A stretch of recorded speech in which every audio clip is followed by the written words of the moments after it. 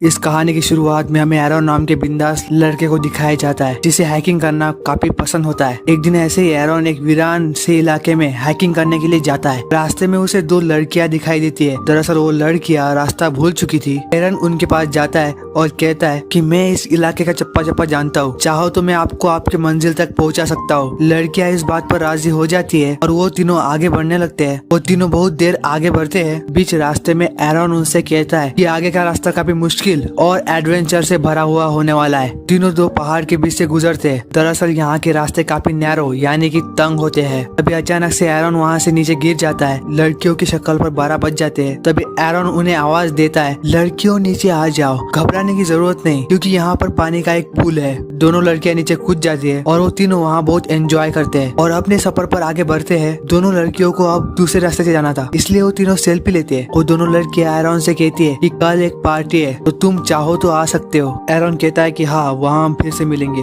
Aaron वहाँ से चला जाता है। एरॉन हाइकिंग करते हुए काफी एंजॉय कर रहा था, लेकिन यहाँ के रास्ते काफी ज्यादा खतरनाक और नैरो है। एरॉन ऐसे ही दो नैरो पहाड़ों के बीच से जा रहा था। तभी वहाँ वो एक पत्थर का सहारा लेता है, लेकिन वो पत्थर वहाँ से खिसक जाता है और एरॉन वहाँ से नीचे गिर जाता है। और जो पत्थर है जिसका एरॉन ने सहारा लिया था, वो पत्थर एरॉन के राइट हैंड पर गिर जाता है। एरॉन को कुछ खास चोटें नहीं आई थी, पर उसका जो हाथ है वो उस बड़े से पत्थर के नीचे दब चुका है। काफी कोशिश करता है अपने हाथ को वहाँ से निकालने की, लेकिन वो ऐसा नहीं कर पाता क्योंकि उस पत्थर का वेट काफी ज्यादा है। एरॉन उन दोनों लड़कियों को आवाजें देता है, लेकिन शायद वो लड़कियां अपने घर जा चुकी थी। और एरॉन जिस जगह पर फंसा हुआ है, दरअसल ये जगह वीरान है और यहाँ महीनों तक किसी इंसान का आना जाना नहीं रहता। एरॉन उसके पास की सभी हाइकिंग की चीजों को बाहर निकालता है। उसके पास एक चाकू था। वो उस चाकू से पत्थर को एक तरफा तोड़ने की कोशिश करता है, लेकिन उस पत्थर का बाल बाका भी नहीं होता। तभी एरॉन के हाथ से वो चाकू नीचे गिर जाता है। अब चूंकि उसका राइट हैंड पत्थर के नीचे फंसा हुआ था, इसलिए उसे चाकू को उठाने के लिए काफी दिक्कतों का सामना करना पड़ता है। लेकिन जैसे तैसे करके वो चाकू को उठा लेता है और पत्थर पर वार करने लगता है, लेकिन ये कोशिश उसकी नाकामयाब होती है क्योंकि वो पत्थर काफी ठोस है और उसके चाकू की धार भी कम हो जाती है। एरॉन अभी भी हिम्मत नहीं हारता।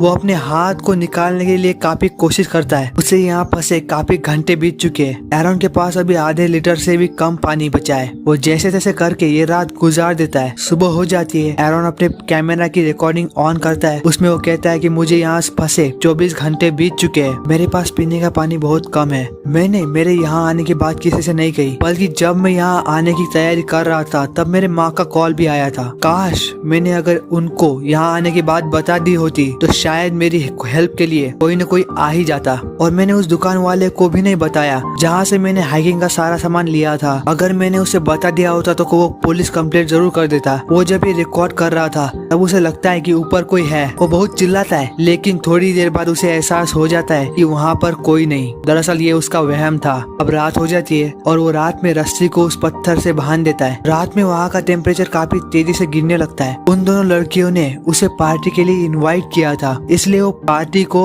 इमेजिन करने लगता है। एरॉन उसके पास जो खाना है खाने लगता है। सुबह हो जाती है और आज सोमवार है और एरॉन यहाँ पर शनिवार को फंसा हुआ था। रात को जो उसने पत्थर को रस्सी से बांधा था, उससे वो पत्थर को खींचने की कोशिश करता है। यहाँ भी वो नाकामयाब ही रहता है क्योंकि वो पत्थर काफी भारी होता है और वो उस पत्थर को जरा भी नहीं हिला पाता। वो उस कैमरा में अलग अलग कमेंट्री करता है, खुद से बातें करता है और अपने फैमिली और दोस्तों को याद भी करता है। क्योंकि उसे यहाँ फंसे 3 दिन से ज्यादा हो चुका है, इसलिए उसकी दिमागी हालत खराब होने लगती है। उसे अलग अलग हेलुसिनेशन और वहम होने लगते हैं। अब जो कि वो यहाँ पर फंसा था, अब उसे कुछ काम नहीं था, तो अपना दिल बहलाने के लिए वो आसपास की चीजों को नोटिस करने लगता है, जैसे कि पंछी का उड़ना, आसपास के कीड़े मकोड़े को देखना। वो यहाँ रहकर परेशान हो गया था, इसलिए अब उसके पास एक ही रास्ता बचा था कि वो अपने हाथ को अपने बॉडी से अलग कर दे। इसलिए वो अपने हाथ के बाजू को बांध देता है ताकि खून ज्यादा ना बहे और वो उसके चाकू से हाथ को काटने की कोशिश करता है, लेकिन उसके चाकू में इतनी धार नहीं थी। वो चाकू उसके हाथ की स्किन तक को नहीं काट पाता। एरॉन कहता है कि चाइना के घटिया माल को कभी खरीदना नहीं चाहिए। हमें दिखाया जाता है कि अब रात हो चुकी है। अचानक से आसमान में बादल छा जाते हैं और बहुत तेज तेज बारिश होने लगती है। एरॉन को बहुत प्यास लगी थी, इसलिए वो उसके बोतल में पानी भरने लगता है। तभी अचानक से उस तंग पहाड़ों के बीच पानी भरने लगता है और एरॉन उसमें डूबने लगता है। जो कि पानी में ग्रेविटी कम थी, इसलिए एरॉन पानी के अंदर जाता है और उस पत्थर को उठाने की कोशिश करता है और फाइनली वो उस पत्थर को उठा देता है और वो उसके हाथ को वहाँ से निकाल लेता है और एरॉन वहाँ से भागते हुए जाता है। एरॉन अपनी गाड़ी में बैठ जाता है और वहाँ से अपने घर चला जाता है। और इसके साथ ये कहानी यहीं पर खत्म नहीं हुई है, बल्कि ये एरन का एक सपना था। एरन को यहाँ फंसे 4 दिन हो चुके हैं, इसलिए उसे अजीबोगरीब सपने आ रहे हैं। सुबह होती है और एरन का 5वां दिन शुरू होता है। वो कैमरा में अपने माँ बाप के लिए मैसेज रिकॉर्ड करता है, क्योंकि एरन को लगने लगा था कि अब उसका जिंदा बच पाना मुमकिन नहीं है और उसे काफी भूख और प्यास लग रही थी। अब एरन एक बार फिर से अपने हाथ को बांध देता है और इस बार वो चाकू को अपने हाथ के हड्डी तक घुसा देता है, इसलिए उसका खून निकलने लगता है। लेकिन इसके आगे उसकी हिम्मत नहीं चलती और वो कुछ नहीं कर पाता। किसी तरह से 5वां दिन गुजर जाता है।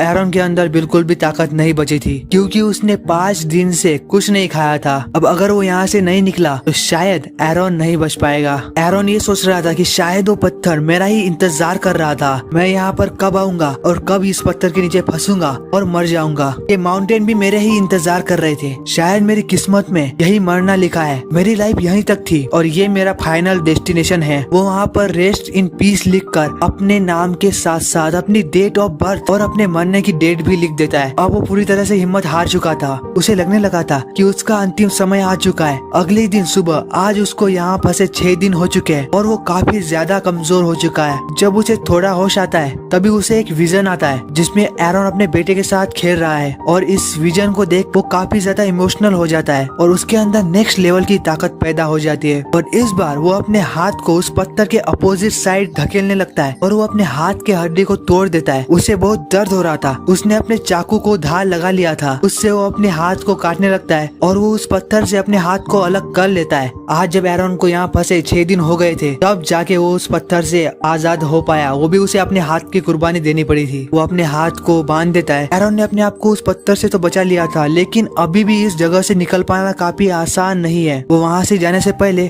उस पत्थर में फंसे हुए अपने हाथ की फोटो खींचता है और वहाँ से बाहर जाने लगता है और उसे बाहर एक गड्ढा दिखाई देता है जिसमें पानी था। वहाँ जाके बहुत सारा पानी पीता है, क्योंकि उसने 4 दिन से पानी नहीं पिया था और भारी कदमों के साथ आगे बढ़ने लगता है। उसे बहुत दर्द हो रहा था, लेकिन वो हिम्मत नहीं हारता और आगे बढ़ता रहता है। और उसे वो पंछी भी दिखाई देता है जिसको वो हर दिन देखा करता था। थोड़े दूर जाने के बाद उसे कुछ लोग देख लेते। वो लोग दरअसल यहाँ पर हाइकिंग करने के लिए आए थे। वो एरन की हेल्प करते, उसे पानी पिलाते और एरन की हेल्प के लिए एक हेलीकॉप्टर को बुलाते। सिक्योरिटी वाले एरन को हेलीकॉप्टर से हॉस्पिटल ले जाते। इसी के साथ एरन की जान बच जाती है। कुछ साल बाद एरन बिल्कुल ठीक हो चुका था। एरन की एक लड़की से शादी हो जाती है और उसको लियो नाम का लड़का होता है। एरन ने उन 6 दिनों में अपने मौत को काफी करीब से देखा था और वो अभी भी हाइकिंग के लिए जाता है और अपने पैशन को फॉलो करता है और घर पर ये जरूर बताता है कि वो कहाँ जाने वाला है। और इसी के साथ एक कहानी यहीं पर खत्म होती है।